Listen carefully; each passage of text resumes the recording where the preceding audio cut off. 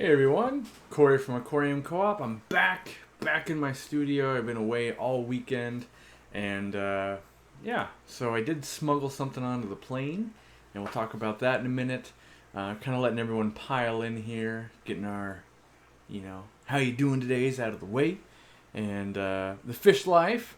He brought me some awesome treats. I've been eating cookies nonstop since last night. He came and saw me. I was in uh, San Jose, gave a talk. In theory, it went over pretty well. And he brought me a bunch of cookies and a soda, and he actually made a donation to the Amazon Research Center, which is pretty cool, in the name of Aquarium Co-op. So I thank him for that. Super cool kid. It was his first meeting, I think, and went over pretty cool. So the perfect pause, your first live stream? Awesome. Good to know. I am back. I made it. I wasn't sure I could make it because basically it's about 45-minute drive from the airport. So I got to hang out here for about 30, 40 minutes before and got everything going. And so yeah. Ooh, Kaylee's here. She's gonna, she's gonna ban some people. Didn't smuggle any tacos, but I did have the orange sauce at La Victoria. That was good. That's what I want to happen every time I travel now. I want to show people like I'm here, and then I want food suggestions, because that worked out awesome.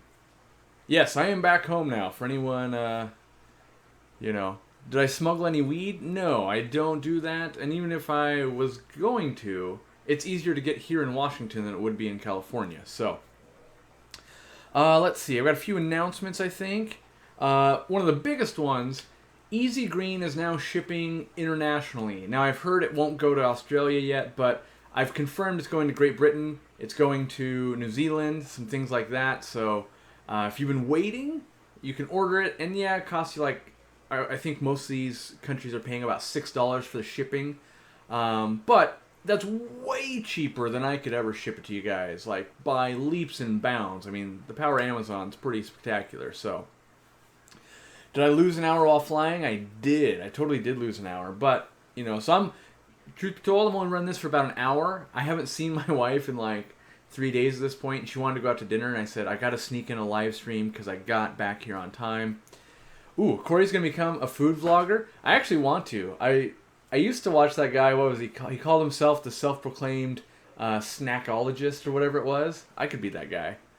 But anyway, I did smuggle some nachos in my belly. True story. TGV Aquatics. And so yeah, I've got a discount going on the website. I think it's till the end of tonight or something like that. It's if you're not following already on Facebook. But the code BUBBLE gets you 50% off all the Neverclog Airstones. We've been selling a bunch, sending them a bunch. So, that was pretty cool. What do I got? All right, so let's talk about cleanup crews, and we'll talk about what I smuggled in. And it's not really smuggled because I didn't break any laws. That's the good thing. But I am practicing my technique. So I used this. And no, this didn't go in my body. I was able to move it in my suitcase. But this is a Vial ultra high performance. And I was hanging out with, I'm gonna call it like I see it. I was hanging out with science nerds and scientists all weekend. Jan's a nerd, scientist. And then naturally she has science nerd and scientist friends who bring stuff over to each other in vials because they work at labs. So luckily they did have this though. And I stumbled upon a rad store, which was, I didn't stumble upon. I knew I was going to go there, and they brought me there. But it was Ocean Aquarium in San Francisco. And that store, I absolutely loved it. And the reason being is this guy does fish keeping his own way. And I love to see people that figure things out for themselves and then do it as opposed to following what everyone else does. So what really, I guess, was cool is all his tanks were super duper planted. He had tons of moss and Saswasser tang and stuff like that going on. And he also had scuds. And so I bought scuds at $1 a piece. So I bought 10 scuds and smuggled them back in this. And now I'm going to breed them. And I was under the impression that scuds, I'd always heard they eat plants. Well, all of his tanks were super duper planted. And they had scuds. And then I was under the assumption that fish would just eat all the scuds and you couldn't keep them together. All his tanks had tons and tons of fish. They were all super duper healthy. and they all had a bunch of scuds. So, you know, I'm going to try it out. I think it's great because they're just detrivores. They eat stuff that's, you know, decaying and stuff like that, just like snails and that kind of stuff do. And it's like the perfect food source for guppies, and that's what I'm into. So, $5 super chat from Tanker Michael. I'm so glad you all bonded together opposed to competing against one another. What a community of great info. You are all awesome. Taco on. I agree. And thank you for the people that showed up to eat not tacos, but nachos with me. And then, you know, the different little meetups. Some people met me at some of the fish stores. And then kind of a cool celebrity moment. You know, celebrity. I'm not saying I'm a big celebrity or anything like that, but I met fans in the wild, as I call it. So I was just at a fish store, and it was super awkward because you kind of look over and you realize someone's staring at you, and you're like, you stare back at them, and I'm just thinking like, why is this person staring at me? And then they say, are you on YouTube? And then I just go, let's shake hands. Yes, I am. And then, good thing, they were actually thinking it was me, because it would have been super embarrassing if they were like, aren't you the Snackologist guy, or some random other channel? That would have been embarrassing. But it was super fun, and happened at 2 different stores, which was awesome. And then I was able to wrangle one of them to come into the meeting later that day, so that was fun. But anyway, thanks for the super chat, and let's actually talk about cleanup crew. So a cleanup crew is everything you're going to put together that's actually going to consume things. So like behind me here, I've got a bunch of algae, or if you go to last week's video, there's way more algae. And all the shrimp ate that. And so they're slowly going to polish that off, and that's part of the cleanup crew. Everyone's going, what are scuds? Scuds are this. Scuds are, imagine like a cherry shrimp, right? Except go down to like 1/4 of an inch size. They don't quite crawl around. They kind of, you know, scuttle around. But they're tiny little shrimps. Well, shrimps, for lack of a better term. Crustaceans, that type of thing. Tiny little shrimps that reproduce really fast like rabbits. And some people go, oh my god, I've got billions of them. And then, you know, most people go, well, I have a guppy in the tank and he's eating on most of them. And I think what I'm going to try to achieve is the plants being so dense they can really breed. Kind of like you'd add rotifer cultures and stuff like that to salt water. That's my goal. And so usually I've only ever seen them on Aquabid really before, and they're expensive. You know, I want to say it's like $40, you get 1,000 scuds. So I was happy to pay just $10 with no shipping, and I was willing to take the chance to smuggle it back. And so hopefully it's going to work. They all made it alive. Water was a little murky because I think the law is anything under 3 ounces, right? And I don't know how many milliliters equal an ounce off the top of my head, but it was only like this full of water. But I was totally dreading, like, as I'm going through the thing and they see this and they're like, what is this? Like, how do you answer, I have scuds in my bag? That doesn't sound right when you're at the airport. They're thinking weapons. They're not thinking, shrimp. So then I was going to say, well, they're bugs. And then I thought, oh god, that's going to be horrible because they're not going to let you take bugs across state lines. So at that point, my go-to thing, if they asked me, I was going to say they're baby fish and just hope for that would get me through. So yeah, but anyway, let's talk about cleanup crews. You really want to get a crew going together that work with each other. So for instance, like one of the good relationships is a snail eats, let's say, some algae or something, and then the shrimp eats that poop from that snail. That's a working relationship and part of the cleanup crew. It further breaks down waste. And so sometimes autocinclus are a great one. There's, bristlenose. There's all different types of things. And there's a lot of things that you don't expect also. Like, for instance, one of the best ones that I had was goldfish in my Maboo puffer. Now, I don't do that at the store because it's endless people asking, you can put those together? But it actually worked out really well because the Maboo puffer goes to the bathroom pretty big, and those goldfish would eat it and further digest it because a Maboo puffer eats and it comes out pretty quick and doesn't digest it fully. And so it helps with another organism eats it and breaks it down. And so that was super helpful. And then I've also used like earth eaters. They work in as part of the cleanup crew. So there's a lot of fish. Even mollies, with their teeth up on the front of their lips, they're good at eating algae and pulling hair algae off, as well as like Florida flagfish and stuff like that. So, really you want to design the whole crew of going, okay, well, this is going to eat that. This is going to eat their poop. This is going to eat that. And eventually you've got this whole thing being taken care of, and, make calculated decisions slowly. Just because you bought one snail and you still have algae. So, 300 shrimp went to town on that. And yeah, I was out of town for 3 days, and they put a serious hurting on it, though, for sure. And so another week they're going to polish it off, so I don't want to go buy another 300 shrimp and go, they're not doing it fast enough. Super chat from Steenfot, bring back Amanda.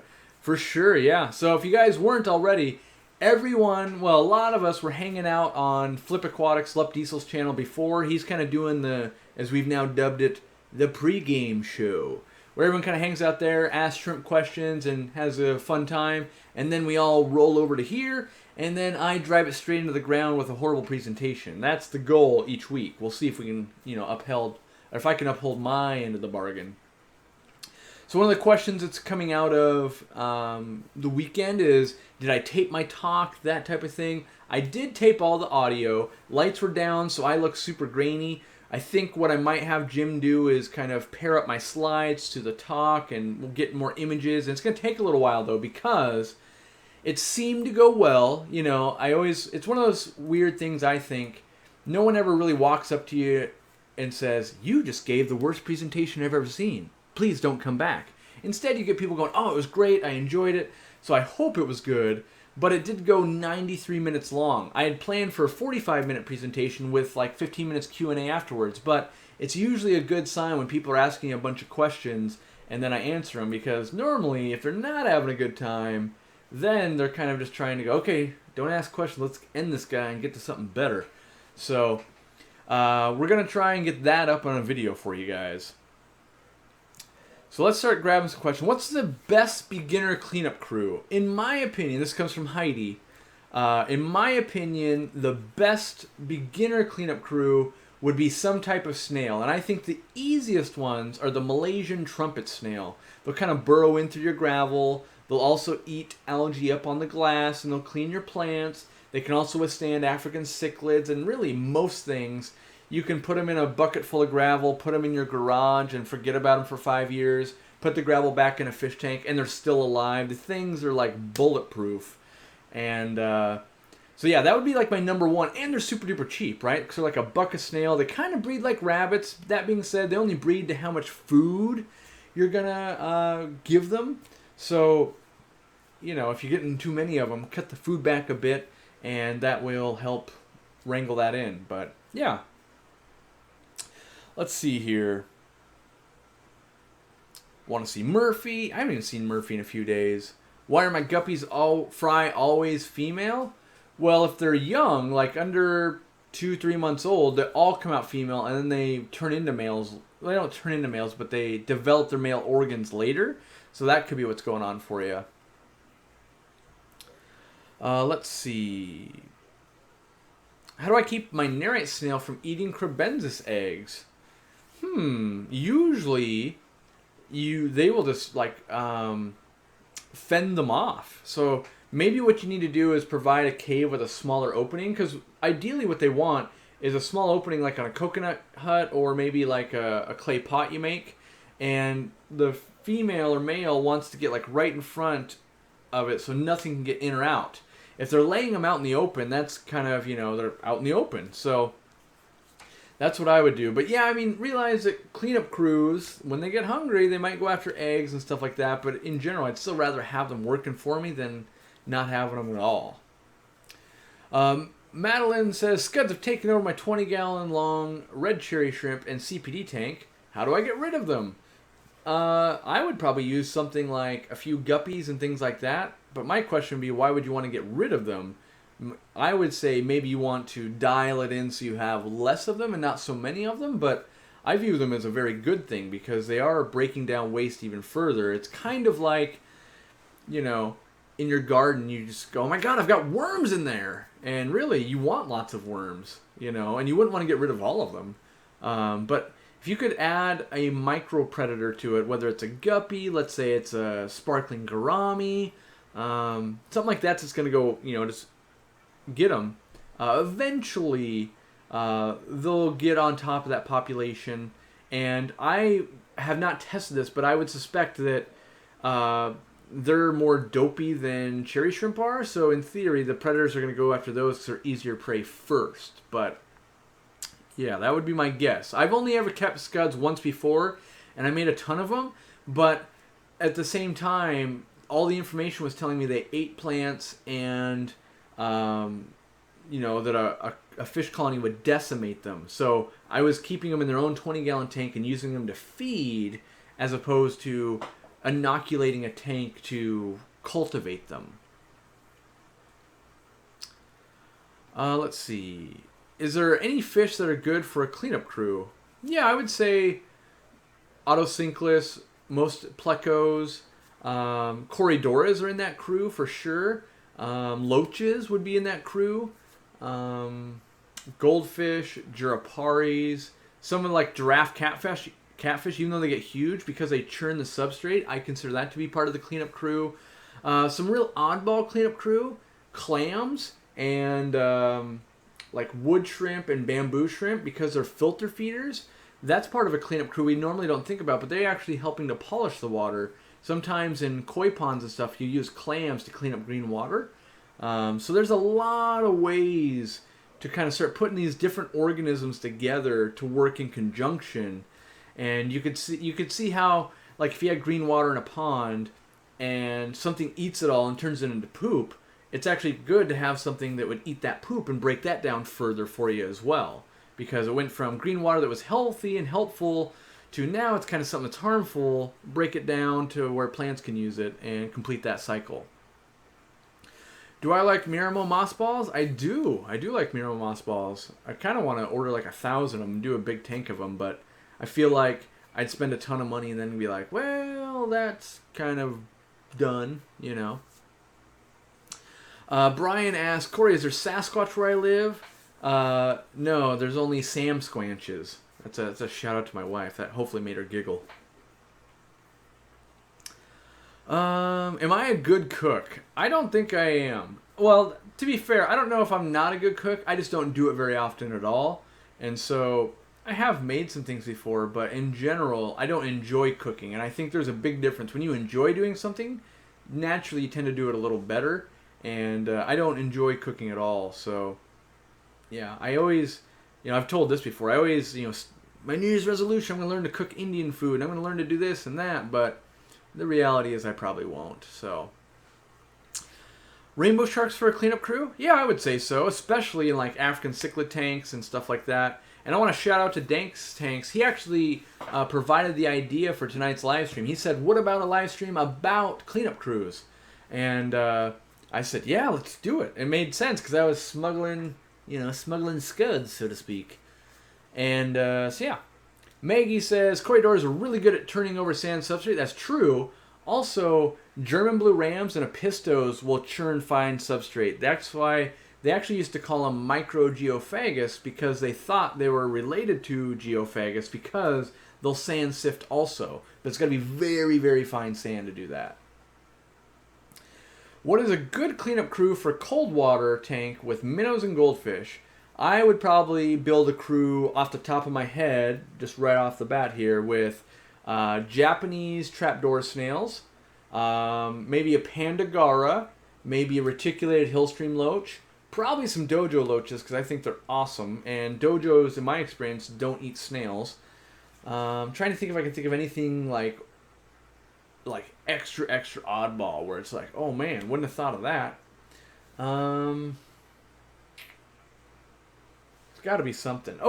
Like in my pond and stuff, if you've got a really big tank, you could use the Chinese hyphen banded loach. So yeah, that's all I can think of in a short term. LR Brett's hitting us with the super chat for $5. Scuds are the ultimate algae eaters and aquascapers. They will devour moss and pellia though. Well, I tell you what, I was in a store where every single tank was floor-to-ceiling Pelia and moss, and every single tank had scuds, and that's why I bought his scuds. And I Googled it a little bit. There's well, I won't say a lot, but there's several different strains of scuds, and I am guessing that his strain doesn't eat it, because the dude literally had 100 aquariums, all with Pelia and moss, and they were thriving, and I saw the scuds, and I watched him take out of those tanks, and he said he's had them for years and years and years and loves them, so I'm going based on what I saw with my eyes, not what the internet tells me, and if I dump them into a tank with plants, and I have no moss and Pelia left, I will fully come on here and be like, LR Bretts is a genius, but I'm always willing to test. 2 to make it true. I got to see it twice. So I saw it once in his store. It was working. If I can make it work at my house, I believe that to be true. If it doesn't work, I'll believe that LR Bretts is correct. I think we're somewhere in the middle, that there probably is 10 different species of what people call scuds, and 7 of them are hardcore killers of all Pelia and moss, and then some maybe aren't. But I will know that answer probably in 6 months. So ask me then. Are Malaysian trumpet snails are they pests or helpful? Depends who you ask. I think they're super duper helpful. I think Bob at Steamfod Aquatics also loves them. There's people that absolutely hate snails because they're told they're bad, and there's people that love snails, and then there's people that are indifferent. I personally want some type of snail in all my aquariums, and I like the Malaysian trumpet snails. The only thing I don't like, here, if I was going to hate anything about the Malaysian trumpet snail, because I run sponge filters, sometimes they get into the sponge filter and sometimes they die or whatever, and you go to clean that sponge filter, I've stabbed myself with shells before where it's, and I go, oh! So I've had that happen. That's the least best part of, least best, that's a good combo of words. Least best part of those snails. Let's see what else I can grab here. Something about an avatar tank. It must be Aquapro's in here somewhere, but I haven't seen it yet. It's scrolling too fast. Good cleanup crew to get rid of junk from moss. So this is my tip, and I know it seems counterintuitive. I make the best, cleanest mosses when I keep them with goldfish, because goldfish will just pull like everything off, and they do it non-stop, and I make a lot of Java moss in my goldfish tanks. Also, the Florida flagfish I find are really good for that. And then if you happen to, like I do at the store, if you have a tank with like 300 Amano shrimp, you drop something in there, they'll pick it clean in a couple of hours, but most people don't have access to that. Any tips for growing guppy grass? Moderate light at least, and then make sure there's enough nitrogen in the water. It can die back pretty quick, and it grows really fast, and so you might have to use fertilizer or just have a really big load of like fish already in there. It can make it work too. Let's see. Is this scud keeping as cleanup crew more of a common thing in the West Coast stores? Never heard of them until today's stream. No, they are not common at all. In fact, this is the first time I've ever seen a store actually utilizing them. So that's why I was intrigued by it. Like I knew, and I've been meaning to order scuds, microworms, and Daphnia online for probably the past 2 or 3 weeks. But I knew what was going to happen is I would order them, then they would say like, "Oh, it's going to snow next week. We're not going to ship them," and then they would ship them, and then I wouldn't be here to receive them, and my employees would be like, "What are these? Like, how do I set these up?" And it's easier if they show up and I go, "Okay, I know what to do with them." So I still got to order Daphnia and microworms as well. What kind of pleco can I keep in a 10-gallon? Clown pleco, possibly a rubber lip pleco, possibly the dwarf claro pleco, which is the true dwarf bristlenose. Autosynclus, a small group of those might work. I would say those are your best choices. Maybe a Pandagara, reticulated hillstream loach. I got shrimp waiting for me at my store. Lucas sent me out some shrimp, and they got delivered on Friday, and I was already in California, so they're waiting for me.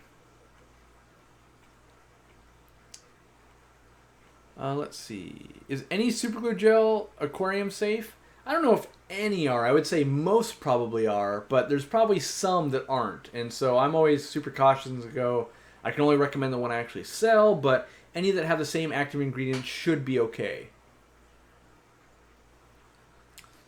Let's see here. Trying to find more cleanup crew. Cleanup crew can live with a Jack Dempsey and other large cichlids. Alright, let me do some brain thinking on that one. So I would use Malaysian trumpet snails again, because I find those things can pretty much endure anything but loaches. So I'd use some of those. And then I would use... What would I use? Maybe some type of catfish. I just haven't thought what type of catfish yet.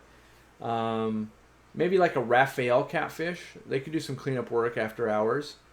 And then, like, I would probably still use bristlenose plecos. They've got the most armor, and I find that if your tank is set up correctly and they can get around and hide, then they do better than actually the big sailfin plecos or common plecos, because they can't hide and they typically just get chewed up. But there's probably got to be some other things I can recommend here for you. Maybe earth eaters, so they can churn that substrate so you don't have to clean it as often, and it kind of gets in your filter. You can service it there. Yeah, I'm sure I could think of some more long term. What's the difference between albino and normal bristlenose? Mostly just the color form. So one's going to be kind of a yellow color, one's going to be the brown color. That's, for all intents and purposes, the main differences.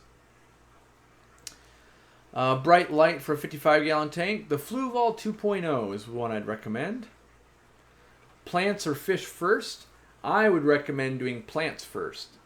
You get those growing, then you've naturally kind of got a process to digest waste from the fish.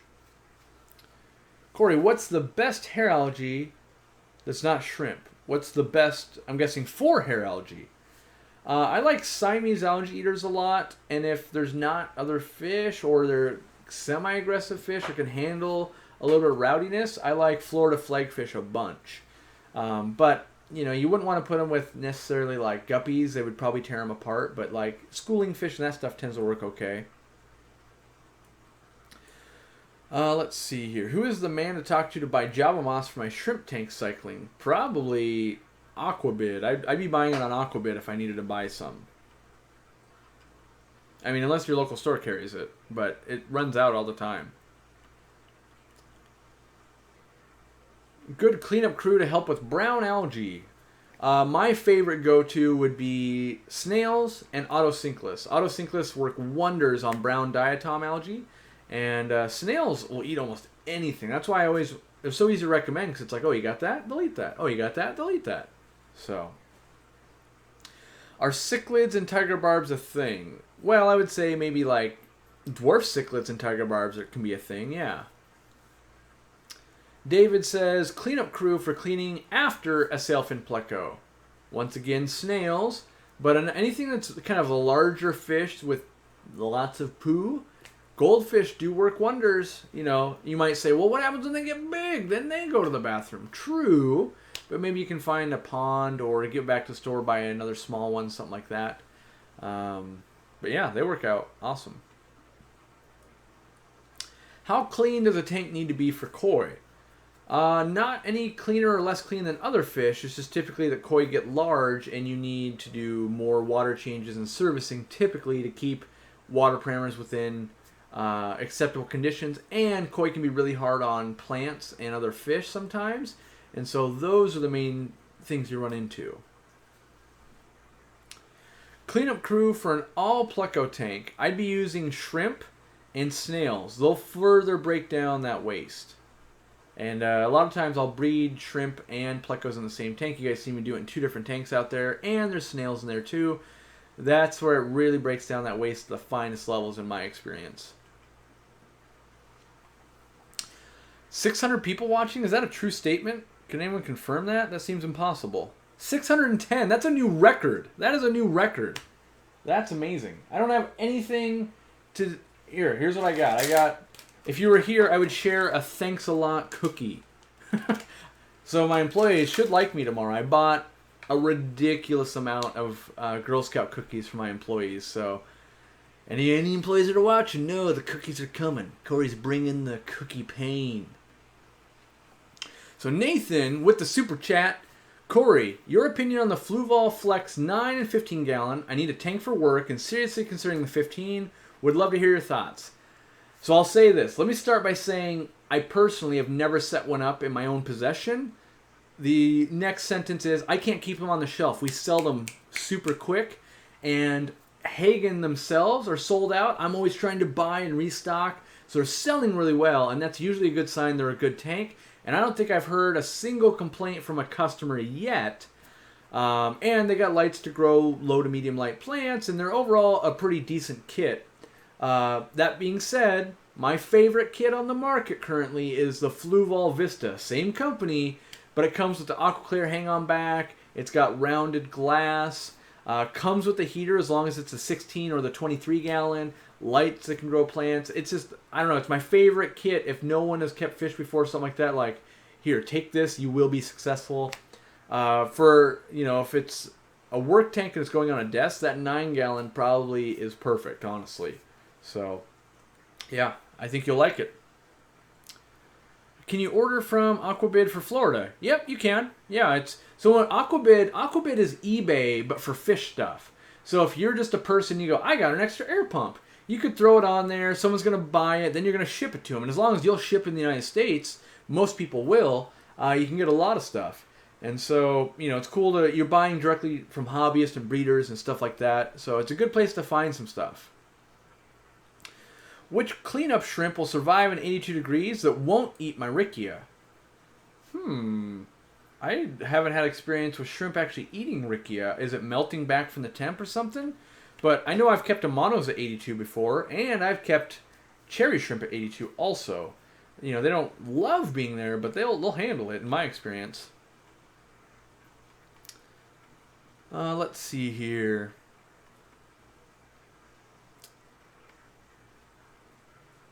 Does anyone know what happened to Inglorious Betta's live stream of Corey's talk? I don't know if she hit it or something like that, but it definitely, she hit the data cap on her plan, and then it got all laggy is what I'm told. I didn't even know she was live streaming it, so she told me that afterwards. So I don't know kind of what happened, and it was such a blur talking to so many people, and then, you know, she had to drive an hour back home, and we got back to my hotel room at like 11. You know, and she was parked outside, and I had to say my goodbyes to everyone we were with and stuff like that. So she still had an hour after that. So it was a late night, and so I don't know. Yeah, I'd have to ask her. Let's see here. What about Sun canisters? Good value, not great? I'd say they're a decent value if you know the risks you're taking. So a lot of times they're not UL rated, which means that if for some reason you got into a snafu where a fire got started and they blame that canister filter, if you had insurance, it wouldn't take care of it. That being said, the price point's really hard to argue with. You know, you can get, if you get a year or two out of it, you're doing pretty darn good, honestly. And, you know, and I think they're going to last a lot longer. They do have, I would say, a little bit thinner plastic, so we now are seeing some of the UV that run 24/7 starting to really eat away at that plastic. And I haven't seen that in the Aquatops, which is kind of like, you know, just almost a sister brand to that, made at the same factory. But honestly, at the price point, it's pretty darn decent. I can't fault someone for wanting one of those. Really, at the end of the day, filters is a place to hold media, and then we put water through it. Do it however you want, whether it's under gravel, sponge filter, hang on back, canister filter. And then it's all just varying degrees of risk, you know. So if that not softer plastic, but more brittle plastic was to give way, you're going to flood your house, right? So, yeah, you know, subtle differences, really. Have I ever used clamps for filtration? I really want to use some in a 50-gallon outdoor pond.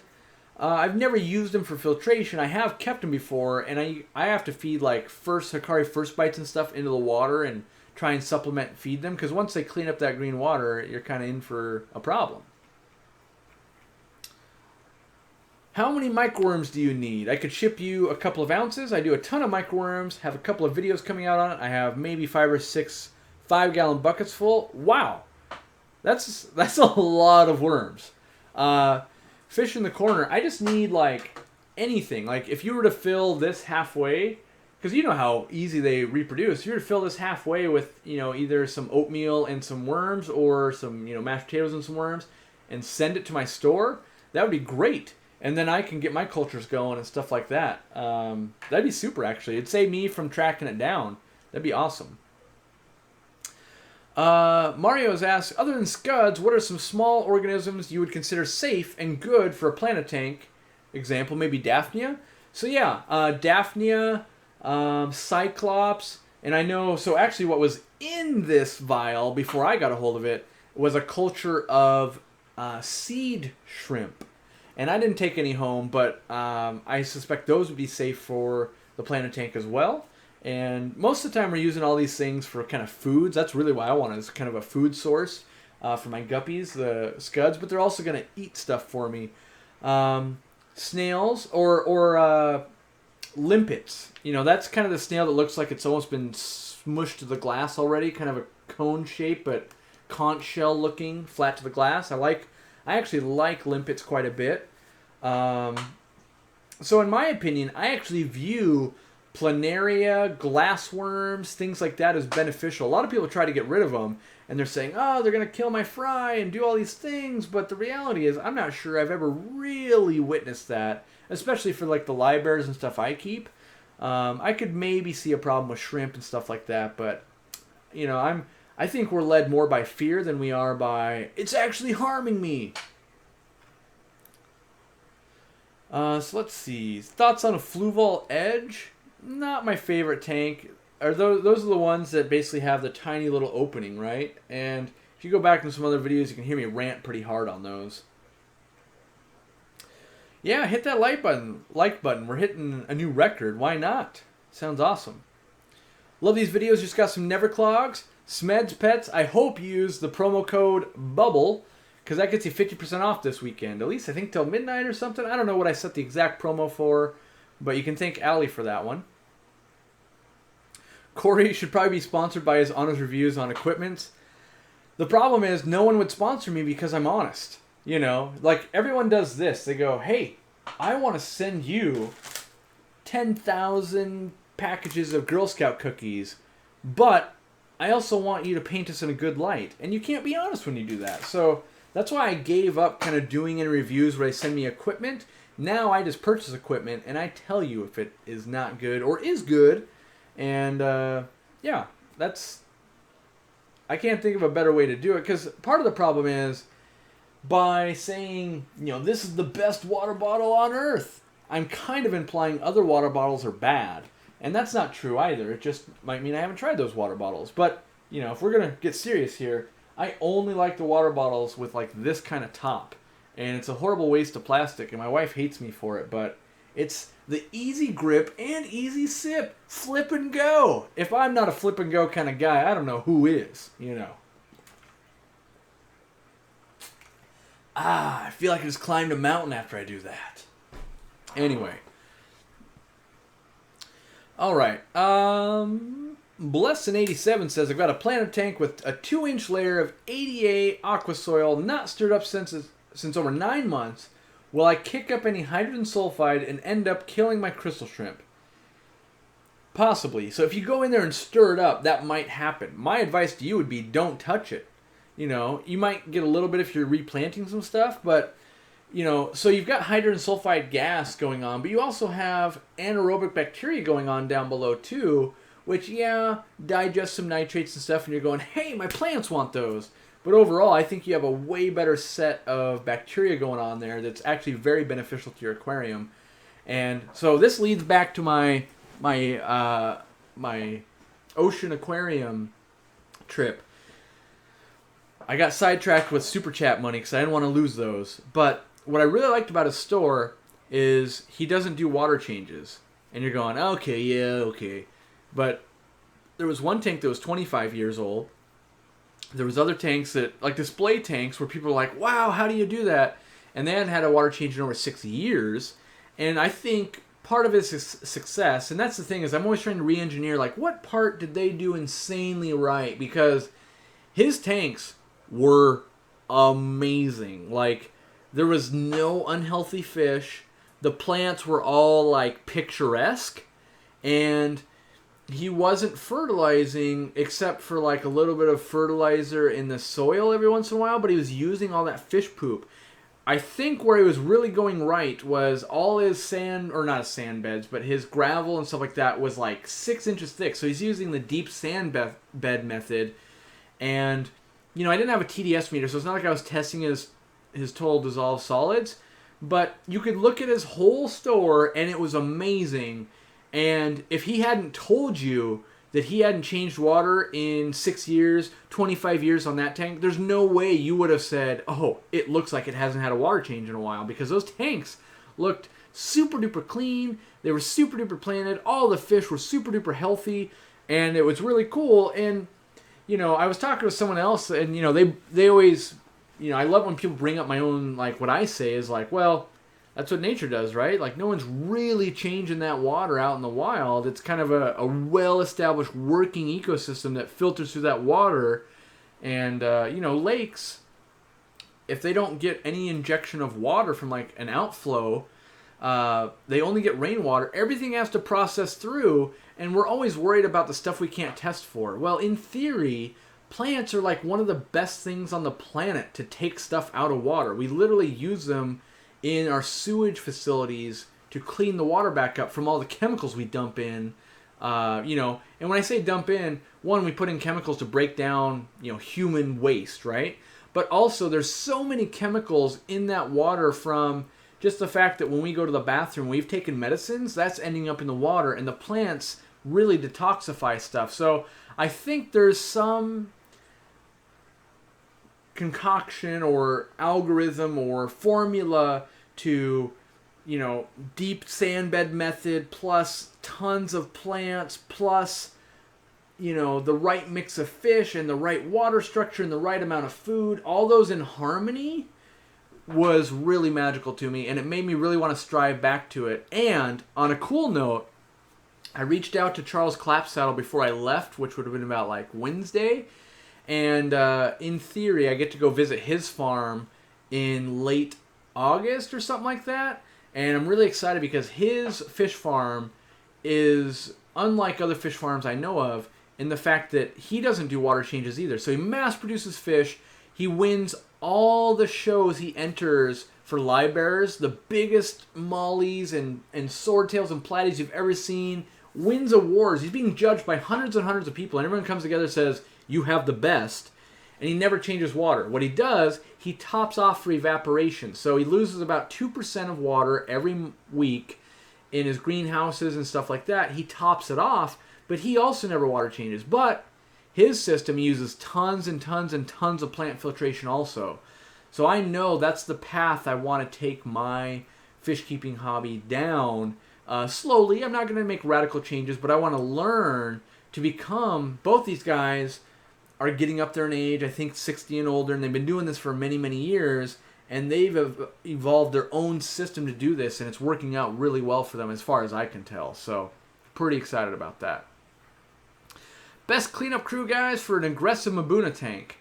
I like red-tailed shark for that. I like bristlenose pleco for that as well. Malaysian trumpet snails. And do I have anything else? Maybe some Synodontis, catfish. Yeah. What would be a good snail to have in a 37-liter community tank? I'm in New Zealand, and there isn't the widest selection.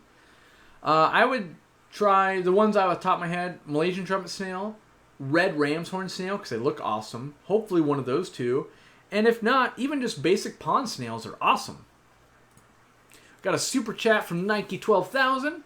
Hey Corey, I'm getting Nothobronchius killifish eggs and trying to hatch them. Any suggestions on a good success rate or things to watch out for? So we were talking a little bit about this on Gian's live stream. Basically, you're going to have to wet the eggs. So basically, you get the killifish eggs. They're going to be in peat. And you get a hatch out date. So usually they're going to say, we think they're going to hatch at about this time. You get them wet. Some are going to hatch out.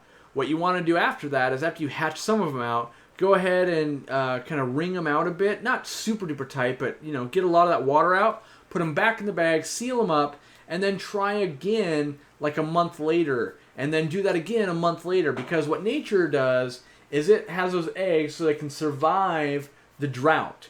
Well, let's say it's a drought, and then it rains just a tiny little bit one day. If all those eggs hatch in the first wetting of them, and it dries back out, they go extinct. And so nature is basically built itself to go, okay, well, let some hatch at the first rain, some at the second rain, some at the third rain, that type of thing. So realize your first hatch isn't the only hatch, so don't get rid of your peat moss. Go ahead and rebag it, rehatch them again, and get the most you can. And then do a bunch of research. There's a bunch of killifish websites and stuff that can walk you through that process. Make sure you've got like Java moss in the tank you're going to hatch them in, and very small foods. Hopefully you've got paramecium cultures or vinegar eels, something like that on the ready. So hope that helps. I haven't done Nothobronchius killifish eggs myself. I've done some other stuff in rainbow fish. You might be able to get some what's called APR, artificial protein rotifers, online somewhere. That's kind of a good one. Silver says, Apistogramma benchai, aka Inca 50, choose substrate and as snails, what to do to clean the algae? What would I do? I would do some autosynclus is what I would start with Apistogramma benchai. Which, by the way, the Inca Apisto is one of the best looking Apistos, and I believe... Nope, I was going to say, I thought benchai might have been a mouth breeder. Now I'm going to Google it, because I know Malbrute is a mouth breeder, but I want to see if I'm right or if my spidey sense is just wrong. Let's see if it's... Barlowai, that's the other one I was thinking of, so I'm wrong. It was Barlowai and the Malbrute. Anyway, let's move on. Do plecos eat tank wood? They do. They actually, a lot of the plecos need a little bit of wood in their stomach to help their digestional tract. And so it works, it's kind of high fiber and helps keep them moving. Best beginner plant for a 20-gallon Crebensis breeding tank. I'm going to give you some options. Java moss. Let's look at some cryptocorns. Those are super easy. Wisteria is pretty darn easy. And Anubias. I'll give you those ones to go with. Autosynclus and African cichlid tank. It's probably not going to work, and it's because the fish are going to get too big and they can just swallow them. I've actually had to cut Autosynclus out of the gill, or at least the operculum, of African cichlids before, so not good. It's kind of like goldfish, same problem. Corey, my water purifier can change the pH. Can I do small water changes of 6 pH to soften my water, or will that disrupt things? As long as you do it slow and steady, it will move it in the direction you want to go. The trick is don't do a 50% water change. It's going to wildly change it. Do like 10% a week and see how that goes. Can you make a freshwater refugium, possibly breed shrimp, etc., or clams in it to further filter the water? You totally can, Michael. That's actually one of the things I want to do and play with. It's kind of a known thing to use, the marina hang-on boxes. You can do some of that stuff. And I think it'd be really cool to keep a scud colony going in there, and then when they just go in, your African cichlids just like, yom, yom, yom. I think that'd be super cool. I haven't played with it too much yet. It's on my, super cool and want to do list, but haven't done it yet. So I'm scrolling kind of through. I'm like 1,000 messages behind. I apologize, guys. Ooh, here's a good one. Cleanup crew for brackish water.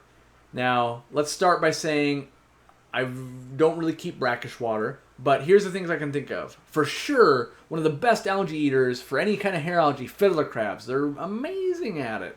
So fiddler crabs, nerite snails. I'm trying to think of any of the gobies, if they would do anything cool, but I don't think so off the top of my head. What else can I think of? Flounders. Flounders are a good algae eater. What else? I know there's got to be more, I just don't know. I'm bad at brackish. Should I not dose Easy Green if I'm dosing Easy Carbon to treat algae in my tank? Asked Carlos. I would dose both. The goal is you want your plants to keep growing really well, and we want to get the algae not growing so well. But if we starve the plants and try and kill the algae, once you kill the algae, that makes nitrogen, and that's going to fuel more algae. So what you really want is kill the algae, makes a little bit of nitrogen, the plants just go, ooh, great, let me eat that, and you just get more plant growth and no more algae growth. Let's see here. Scroll down, grab some more. I apologize. I can't possibly answer all your guys' questions, so I always say I'll answer as many as I possibly can. And I've got about 10 more minutes before I gotta hop off and go to dinner. That's the trade-off. I said I'd go to dinner because I was away all weekend, so I apologize for it being a shorter one than normal than you guys are used to. Let's see. Inglorious isn't a mod anymore? I don't know. I don't think she ever was a mod. Although after she starts ban-hammering Lucas, I'm a little scared, Gianne with the ban privilege, that's a loose cannon right there, but she can have it back. Or I don't know if she ever had it, so she can have it if she wants it. Let's see here. Can we ship fish to me? You probably could, but definitely make sure I actually want them. Like, I don't want you to, spend money and time and all that and ship me a fish, and then I'm like, oh, I don't really want to keep this one, because that's going to be unfortunately, it's going to be me being disrespectful, and I don't like to be disrespectful. So, this brings up a good one. Anonymous asks, do I like blue neon Stiphodon gobies as an algae eater? Not so much as an algae. They will eat it, but I like them more as a biofilm eater. So what that means is they're going to kind of, the slimy stuff you kind of see on wood and rock and diatoms and some algae, and I know diatoms are algae, but that kind of stuff, more of a filmy stuff, they're really good at that. But that definitely is part of a cleanup crew, I think. It keeps, it keeps things, I don't want to say fresh, but from not overgrowing. Let's see here. Embrace the algae? Definitely, Keaton. Don't be afraid of algae. Algae is a superfood. It also, purifies the world. It just looks a little unsightly. But, I would much rather let a tank cycle through its own thing than me get in the way of it. Phantom Gamer says, have I ever been interested in saltwater fish? I have. What I'm not interested in is saltwater water changes. I hate mixing saltwater. I'm sure someday I'll keep some saltwater stuff because I'll find something I can't live without. I love cowfish. I really want to breed some seahorses, pajama cardinals. I just haven't done any of that kind of stuff at the moment. What sort of snails are the best cleaners, or are they all the same? They're not all the same, but they're all pretty darn good, honestly. You almost can't go wrong. I would say rabbit snails can get a little bitey on some of the finer leaf plants. Colombian ram's horn snails definitely will eat plants. Spixie snails, when they run out of food, they'll eat plants. But most of them are doing pretty good, honestly. Are ghost shrimp or glass shrimp good for a cleanup crew? Yeah, I would say they are. Just know that ghost shrimp are carnivores, so they're not really good at algae at all, but they're great for leftover food or breaking down fish poop. Yeah, I would say they're a good one. What's my favorite type of goldfish? I think it's got to be ranchus. Even though that black veiltail, my brain can't work. Veiltail Ryukins really, really grew on me, but I think overall ranchus. And I took some pictures. If you're not following me on Instagram, you should be. Because I took an insane amount of pictures when I was out and about at all the fish stores, and there were some really nice ranchus I took some pictures of. So they haven't hit the Instagram yet. Good cleanup crew for a 60-gallon with 2 Oscars in it. Let's see. The fish life. What would I do? I would do... Let me get my brain thinking cap on here. I would do... I'm trying to think of something you'll actually get to see.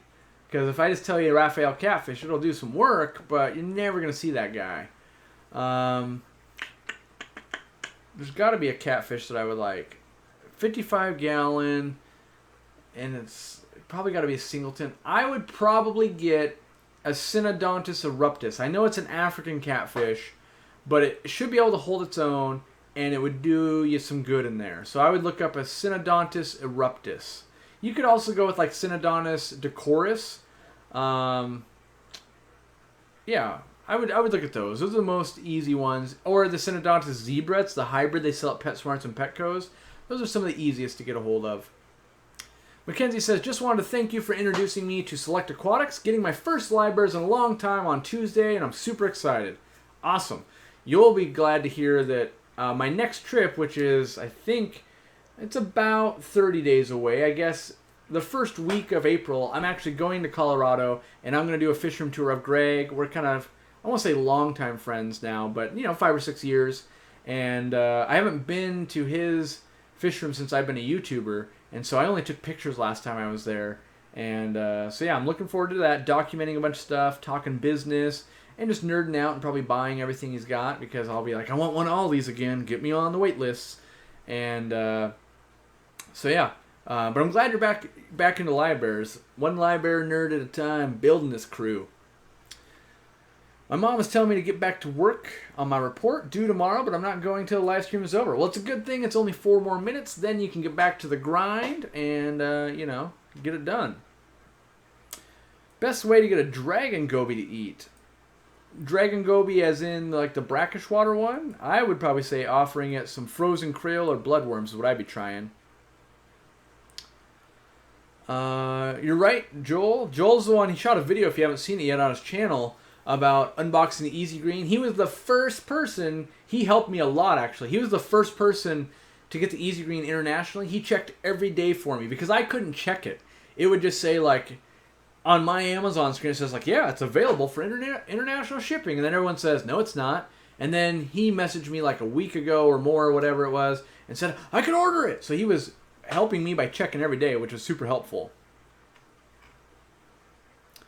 Yeah, the live stream's only an hour today. I literally haven't seen my wife or my dogs or anything yet. So I'm supposed to go out to dinner. That was the trade-off. I'm allowed to travel and film for you guys, but then she wants more quality time when I get back, and so I got to go out to dinner. Normally I go, I got to work. I can't. I got to do the live stream. But I said, you know what? Let me get an hour in. Then we'll go out to eat. And because she wants to hear about everything I did. I went to the Egyptian Museum, which was fun. I visited fish stores. I went and ate at different places. Like, she wants to catch up, right? She wants the whole story. And, she doesn't want to wait till at least 7, and then I'm hungry, and I'm not going to want to talk after talking for 2 hours straight and all those things. So, you gotta get back to the wife if she's gonna let me do this kind of stuff. Is it spelled like this, Synodontis eruptus? Looks like it, yeah. If you type that into Google, that'll get you close enough for sure. Let's see here. Gotta see them puppers. That's for dang sure. My puppies, love them quite a bit, so. Let's see here. My dragon goby devoured emerald entree.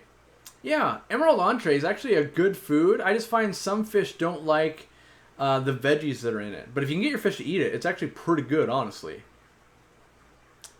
Ooh, do I know the incubation period for Fungilopangex nigerianus indire? I don't. I would Google it, and I would wager off the top of my head it's 10 to 12 days. But I would, I would look into that. Just want to thank you for introducing us to Guppy Train, especially those Dragon Mosaic females. Good, glad everyone's getting in on this. I just hope, I haven't gotten any fry out of mine yet, but a watch pot never boils, and let me tell you, that was like one of the first things I looked at when I came back into the fish room. First was my clown loaches because they had ick. I saw them get ick the day I was leaving. I dosed them with Ick-X and turned the temperature up a little bit more. I had taken one of the heaters out for some new fish that I got, and it had dropped down to 83, so I cranked it up a little bit more, and I came, luckily, ick is gone, so perfect. My thing worked, and I didn't have to stress my wife out. I didn't even tell her they had ick, because she would have worried about it the whole weekend and would have ruined her weekend.